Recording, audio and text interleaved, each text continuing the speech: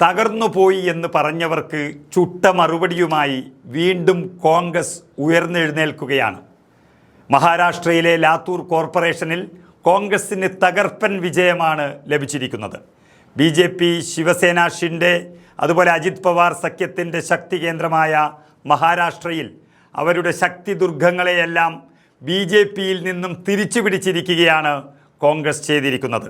ആകെയുള്ള 70 സീറ്റുകളിൽ 47 സീറ്റിലാണ് കോൺഗ്രസ് സഖ്യം വിജയിച്ചത്. കോൺഗ്രസ് ഒറ്റയ്ക്ക് 43 സീറ്റിലും സഖ്യകക്ഷിയായ വഞ്ചിത് ബഹുജൻ അഗാഡി 4 സീറ്റിലും വിജയിച്ചിരിക്കുന്നു. കഴിഞ്ഞ തവണ കോർപ്പറേഷൻ പിടിച്ചെടുത്ത BJPക്ക് ഇത്തവണ വെറും 22 സീറ്റ് മാത്രമാണ് വിജയിക്കാൻ കഴിഞ്ഞത്.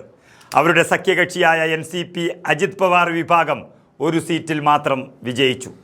മുൻ മുഖ്യമന്ത്രിയായിരുന്ന കോൺഗ്രസ് നേതാവ് വിലാസ് റാവു ദേശ്മുഖിൻ്റെ തട്ടകമാണ് ലാത്തൂർ എന്ന് പറയുന്നത്. തെരഞ്ഞെടുപ്പ് പ്രചരണത്തിനിടയിൽ ലാത്തൂർ നഗരത്തിന് വേണ്ടി ഈ വിലാസ് റാവു ദേശ്മുഖ് ഒന്നും ചെയ്തിട്ടില്ല എന്ന് BJP നേതാക്കൾ തന്നെ ആവർത്തിച്ച് പറഞ്ഞുകൊണ്ടേയിരുന്നു. വിലാസ് റാവു ദേശ്മുഖിന്റെ സംഭാവനകളെ ചോദ്യം ചെയ്ത BJPക്ക് ലാത്തൂരിലെ ജനങ്ങൾ നൽകിയ വലിയ തിരിച്ചടിയാണ് കോർപ്പറേഷനിൽ കോൺഗ്രസ് നേടിയ വലിയ വിജയം. ശരിക്കും മഹാരാഷ്ട്രയിൽ ഇതൊരു തിരിച്ചുവരവിൻ്റെ കാറ്റുകളാണ് വീശിത്തുടങ്ങിയത്. നമുക്കറിയാം, 2024 മെയ് മാസത്തിൽ നടന്ന ലോക്സഭാ തിരഞ്ഞെടുപ്പിൽ ആകെയുള്ള 48 സീറ്റിൽ 30-ലധികം സീറ്റുകൾ നേടിയ കോൺഗ്രസ് സഖ്യം അതേ വർഷം നവംബറിൽ നടന്ന നിയമസഭാ തിരഞ്ഞെടുപ്പിൽ പ്രതിപക്ഷമാകാനുള്ള സീറ്റ് പോലുമില്ലാതെ 6 മാസങ്ങൾക്കുള്ളിൽ തന്നെ കൂപ്പുകുത്തിയതിന് പിന്നിൽ വലിയ കഥകളുണ്ടായിരുന്നു, പരാതികളുണ്ടായിരുന്നു.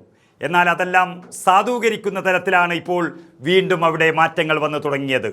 ഒരു കെട്ടിട നമ്പറിൽ തന്നെ 7000 വോട്ടുകൾ ഉണ്ട് എന്നും അധികമായി 70 ലക്ഷം വോട്ടുകൾ ചേർത്തുവെന്നും രാഹുൽ ഗാന്ധി നടത്തിയ വെളിപ്പെടുത്തലും നൽകിയ പരാതികളും വെച്ച് നോക്കുമ്പോൾ ഇപ്പോൾ ഉണ്ടായിരിക്കുന്ന ഈ മാറ്റം ചില സൂചനകൾ നൽകുകയാണ്.